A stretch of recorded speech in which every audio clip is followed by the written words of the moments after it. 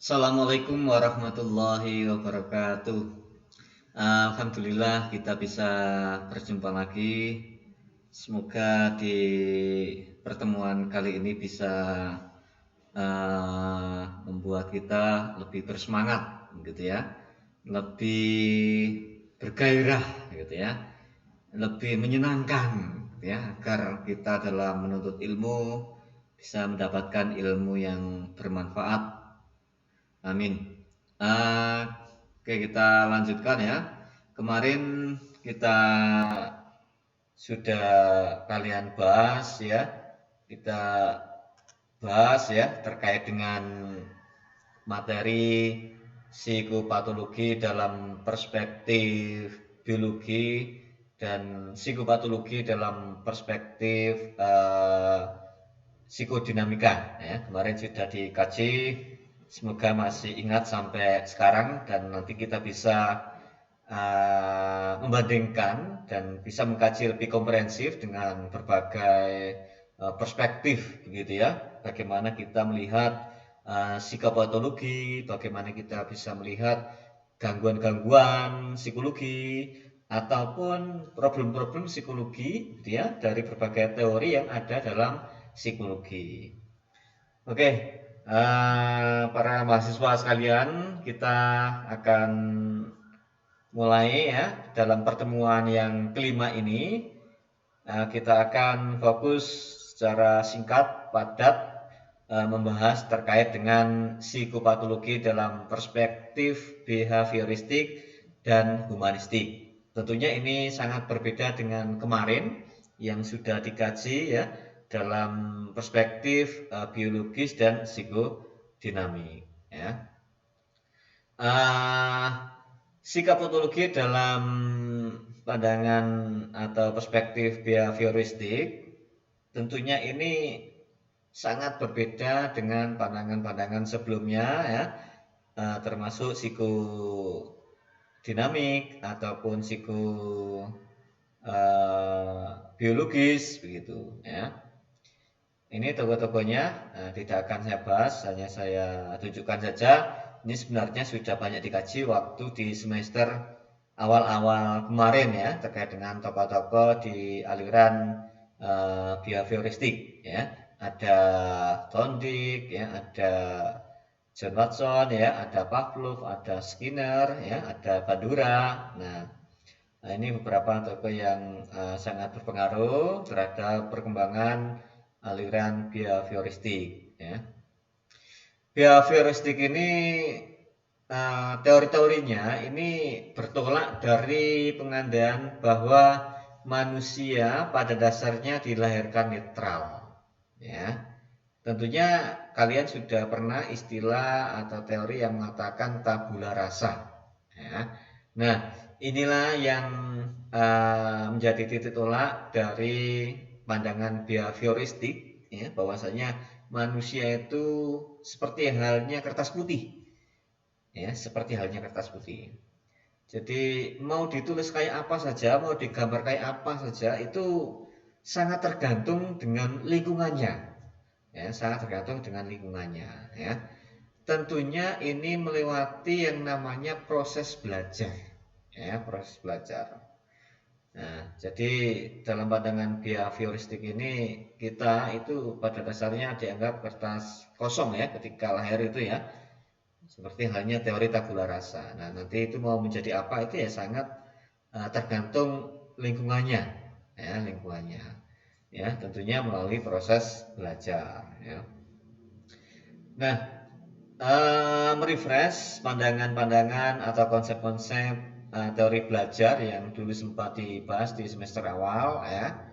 Yang pertama itu menurut pandangan Skinner ya, kepribadian itu ya respon atau operan gitu ya, struktur kepribadiannya. Jadi bagaimana individu itu memberikan respon ya terhadap stimulus yang ada ya. Ini jadi dinamikanya sebenarnya dalam pandangan behavioris ini tidak memiliki dinamika psikologis yang bersifat internal seperti halnya dalam aliran psikoanalisa atau psikodinamik, ya. Begitu pula Pavlov dan kawan-kawan seperti Miller ataupun Roland itu ya, itu struktur kepribadian itu ya respon atau kebiasaan-kebiasaan, ya. Sesuatu yang sudah menjadi kebiasaannya itu ya itulah dia, itulah pribadi dia gitu, ya. Begitu pula Bandura, lebih pada penekanan perilaku, ya, perilaku. Perilaku apa? Perilaku atas apa yang ditirunya. Nah, ini ya. Nah, termasuk dinamika kepribadian ini ya bagaimana proses conditioning terhadap individu itu, ya. Baik menurut Pavlov ataupun Skinner, ya. Bedanya yang satu ini terjadi lewat operan, yang satunya lewat klasikal atau klasik. Jadi kalau Bandura lewat proses modeling atau meniru model, ya, dari orang yang atau dari lingkungan yang menjadi modelnya itu, ya, sehingga dikatakan meniru model social learning, ya. Sosial itu bisa kita maknai ya orang lain, sosial itu ya dalam psikologi itu bisa kita maknai sosial itu ya orang lain, ya.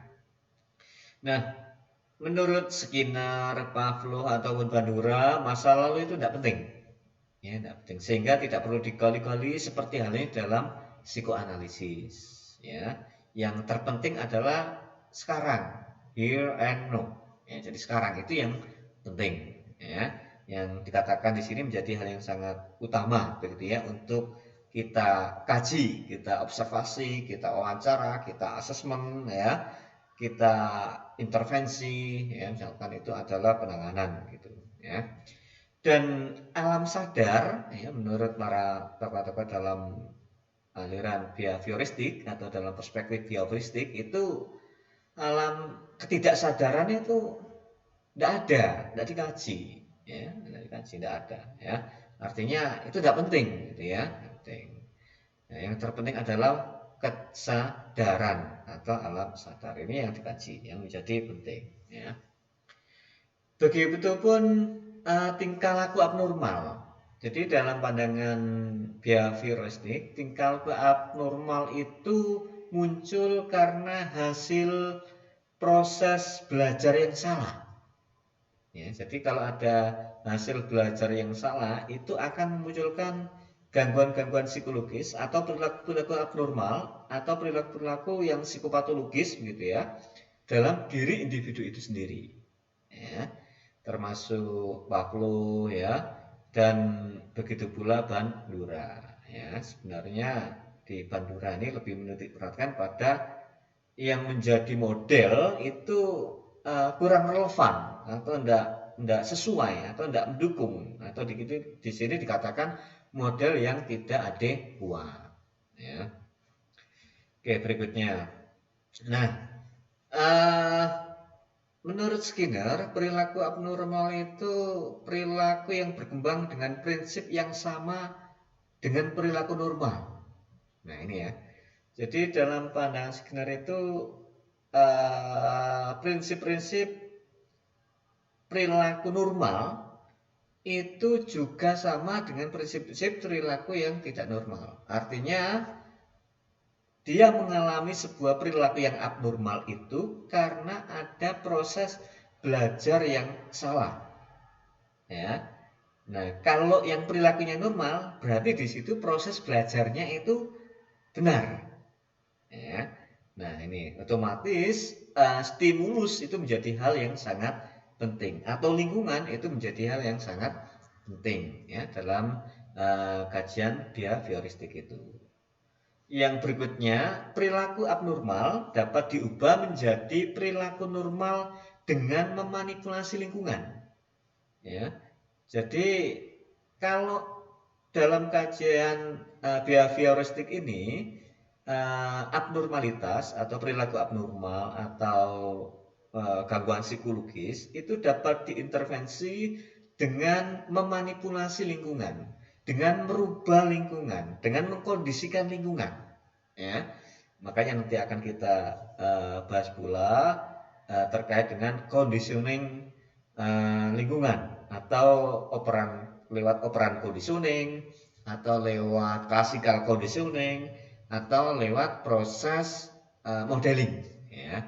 Nah, itu prosesnya. Tetapi secara umum di situ orang lain atau lingkungan atau sosial, ya, itu menjadi hal yang sangat penting terkait dengan perilaku yang dimunculkan oleh individu itu.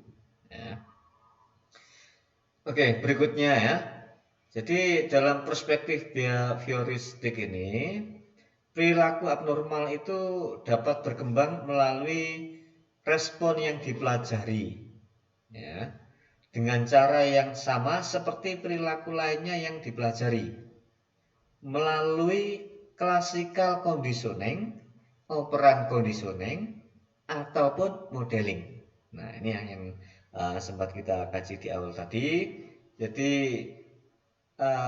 perilaku yang muncul itu ternyata bisa dibentuk, ya, bisa dibentuk atau bisa terbentuk prosesnya melalui 3 poin ini yang saya plot warna merah itu ya, lewat classical conditioning, lewat operant conditioning, atau lewat modeling conditioning. Tentunya kalian sudah bahas ya ini waktu di awal-awal perkuliahan, sehingga nanti tidak akan saya bahas secara mendetail, tapi hanya merefresh saja ya. Ternyata beginilah perilaku itu terbentuk ya dalam perspektif behavioristik. Yang pertama, classical conditioning ya. Ini dapat menimbulkan ketakutan psikologis, atau dapat menimbulkan gangguan psikologis, atau dapat menimbulkan problem psikologis gitu ya, di mana adanya stimulus netral, ya, adanya sebuah stimulus begitu ya, yang netral, yang biasa begitu ya, diikuti dengan respon yang tidak menyenangkan sehingga menimbulkan gangguan perilaku. Contoh misalkan fobia, gitu ya. Kalau kita lihat stimulus orang yang mengalami gangguan fobia itu kan biasa saja, atau netral, atau orang pada umumnya ya begitu-begitu saja.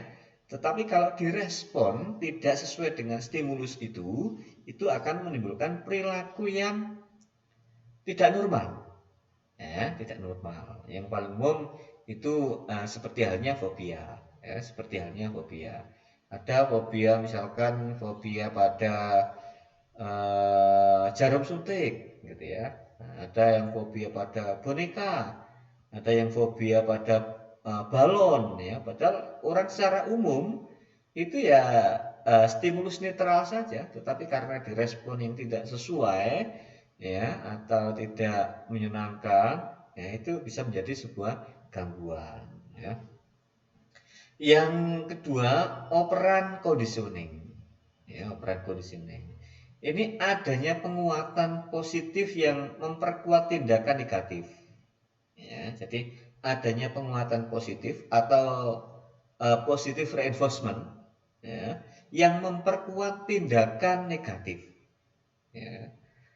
Ya, contoh misalkan ada agresi verbal ya, diikuti oleh pujian teman-temannya sehingga perilaku tersebut terus berulang.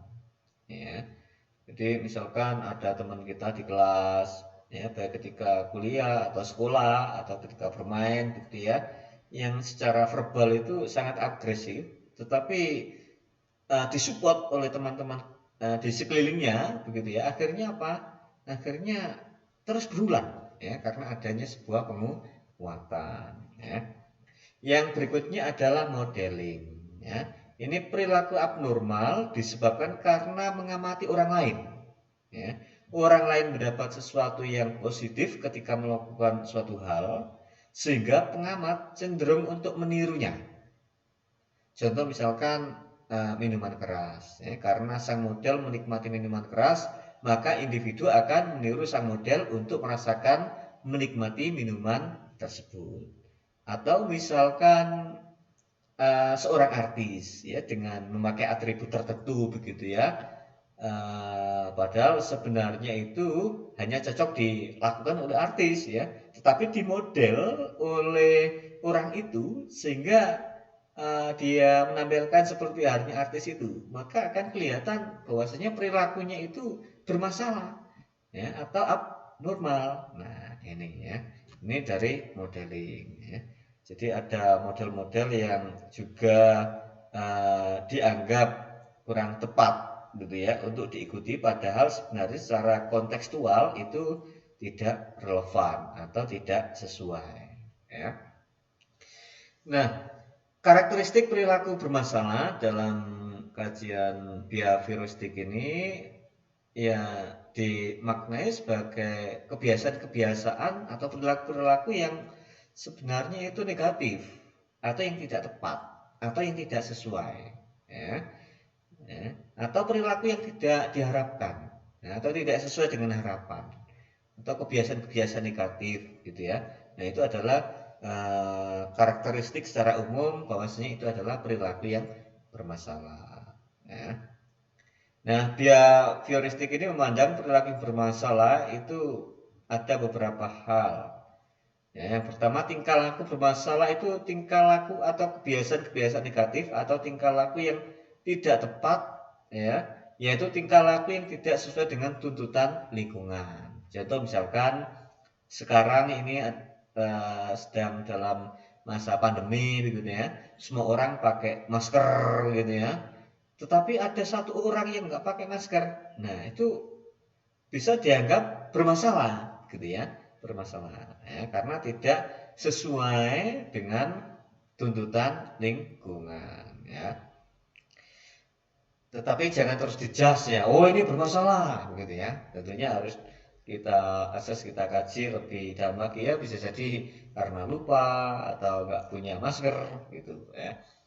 Yang berikutnya, tingkah laku yang salah itu hakikatnya terbentuk dari cara belajar atau lingkungan yang salah. Nah, ini ya, karena memang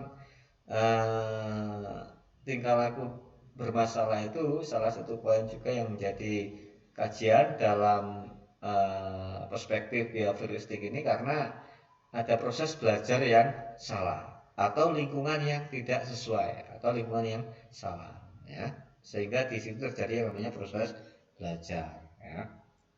Yang berikutnya, manusia bermasalah itu mempunyai kecenderungan merespon tingkah laku negatif dari lingkungannya.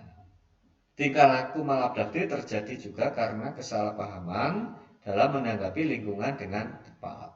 Nah, jadi kalau ada stimulus terus diresponnya yang negatif atau tidak sesuai dengan lingkungan, otomatis itu menjadi individu yang bermasalah. Oke, berikutnya, seluruh tingkah laku manusia ya didapat dengan cara belajar, dan juga tingkah laku tersebut juga dapat diubah dengan menggunakan prinsip-prinsip belajar.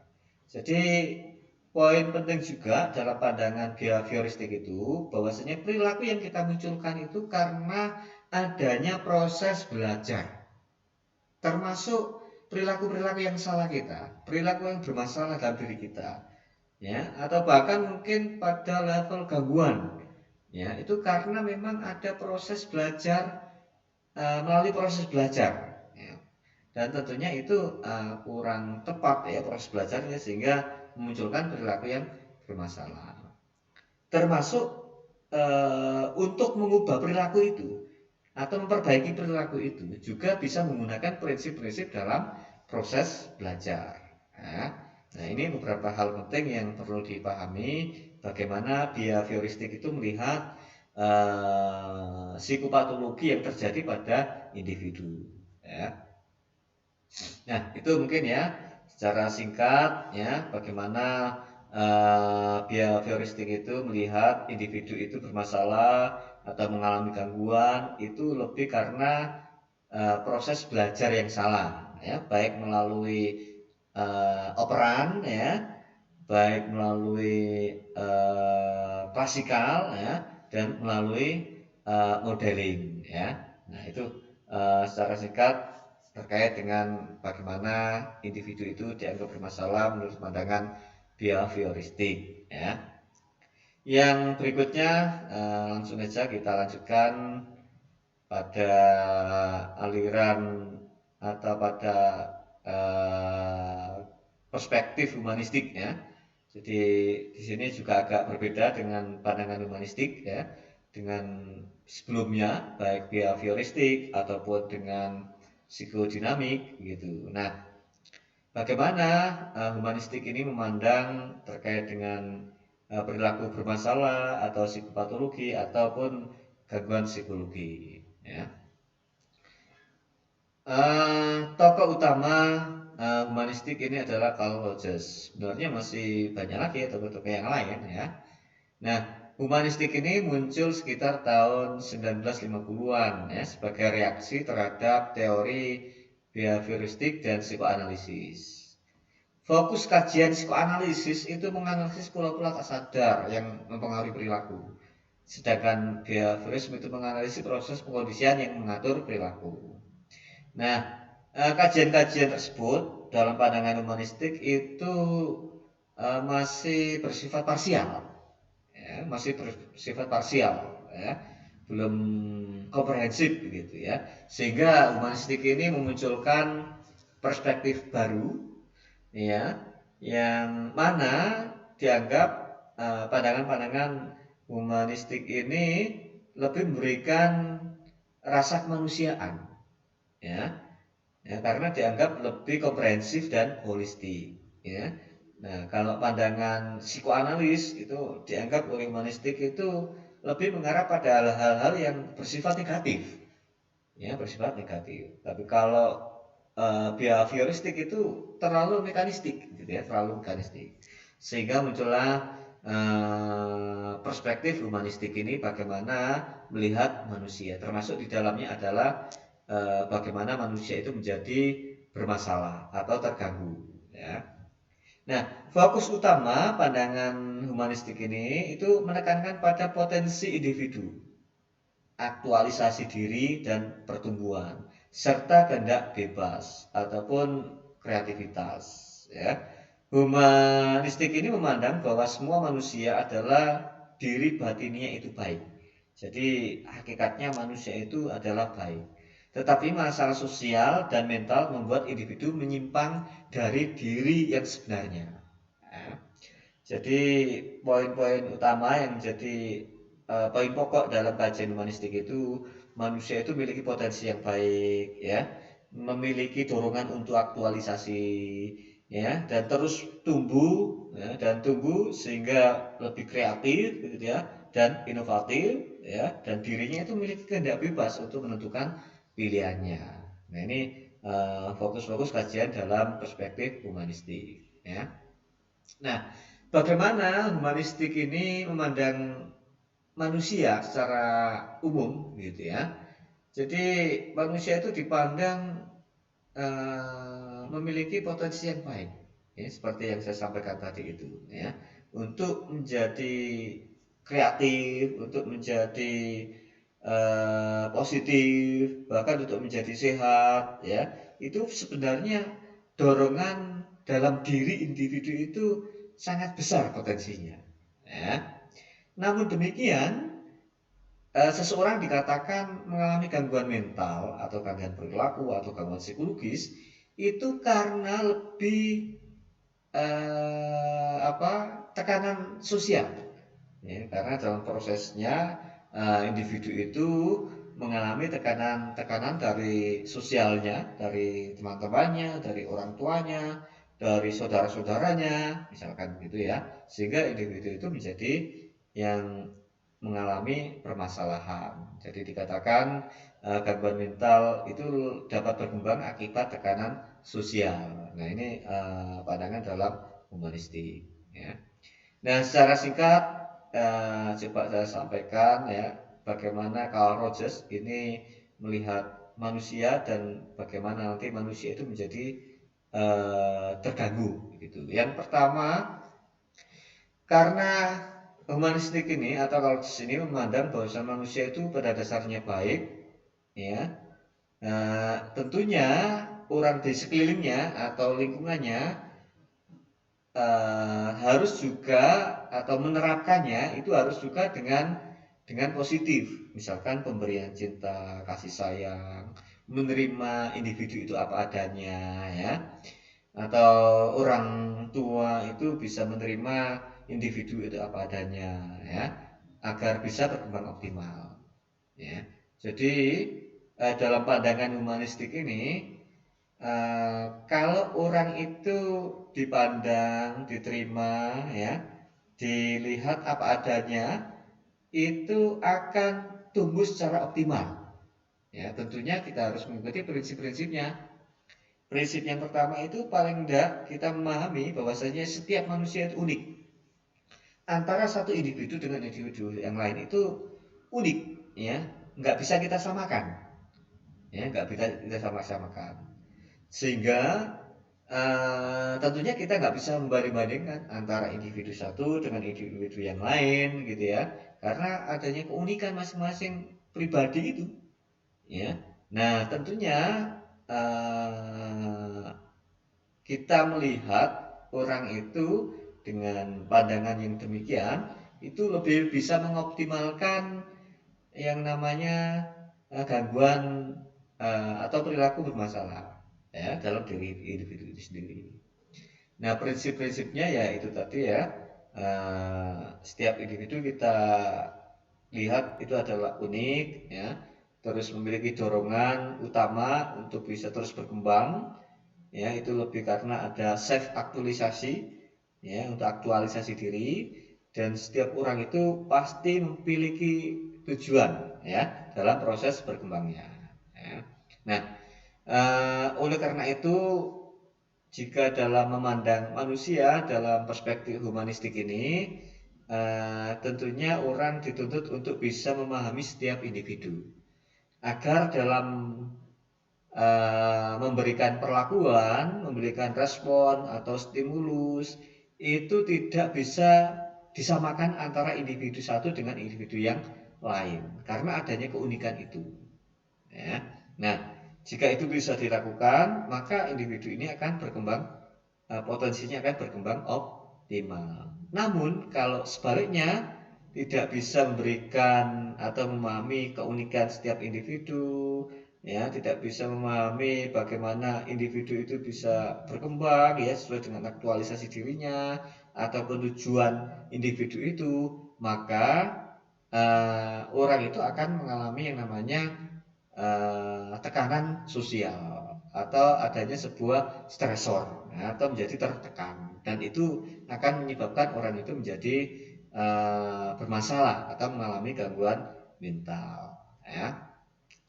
Nah, secara umum, ya, pandangan humanistik itu individu itu tidak akan bisa berkembang optimal, ya, kalau tidak diistilahkan di sini itu full functioning person. Individu itu tidak berfungsi optimal dalam dirinya, ya. Nah, misalkan memiliki kesadaran akan semua pengalaman. Jadi setiap orang itu bisa memahami, ya, terkait dengan pengalaman yang dialami, ya. Kalau dia bisa itu bagus, tapi kalau tidak bisa, pengalaman-pengalaman itu tidak bisa dia jadikan sebuah pelajaran, dijadikan sebuah pembelajaran, ya, tentunya akan menjadi bermasalah. Menjalani kehidupan secara konstruktif, ya, serta berpikir kreatif, memiliki perasaan bebas untuk memilih, ya, mempunyai sikap percaya diri dalam pengambilan keputusan, berpartisipasi dalam kehidupan, ya, bukan sebagai pengamat saja, misalkan begitu, ya. Jadi kalau semua ini bisa dilakukan, maka individu itu akan mengalami yang namanya full functioning person atau berfungsi secara diri, ya, sehingga orang itu bisa mengembangkan potensi yang dimilikinya. Namun jika tidak bisa full functioning person, maka individu itu akan mengalami yang namanya problem psikologis atau gangguan mental, ya, termasuk ketika seseorang, ya, tidak dimanusiakan sebagaimana keunikannya itu, ya, itu juga bisa membuat masalah pada diri individu itu sendiri. Contoh misalkan dalam satu keluarga itu ada 2 bersaudara atau 3 bersaudara atau 4 bersaudara, begitu, ya. Terus orang tua itu selalu membanding-bandingkan antara saudaranya. Nah, ini pun bisa menjadi tekanan sosial atau stresor bagi individu itu sendiri yang kebetulan dianggap tidak full functioning person itu, gitu, ya. karena mungkin tidak bisa memahami keunikan masing-masing anaknya atau saudara-saudara yang ada di situ begitu. Tapi kalau bisa, maka akan terjadi full function. Semuanya akan bisa dilihat sesuai dengan keunikannya dan diberikan yang namanya dorongan-dorongan support gitu ya. Penerimaan, ada support ya yang sesuai dengan keunikannya gitu. Tapi bukan terus malah memarahi begitu ya, tidak bisa menerima keadaan dia. Nah, itu menjadi stresor ya, sehingga orang itu akan jadi yang namanya munculnya perilaku bermasalah. Nah, itu mungkin secara singkat ya bagaimana humanistik itu melihat psikopatologi itu muncul. Nah, sekian, terima kasih. Jika ada yang kurang jelas dapat ditanyakan ya di e-learning yang sudah ada di web. Nah, nanti bisa didiskusikan jika ada yang kurang jelas. Mungkin demikian, kurang lebihnya saya mohon maaf dan saya akhiri sampai di sini. Wabillahi taufiq wal hidayah. Wassalamualaikum warahmatullahi wabarakatuh.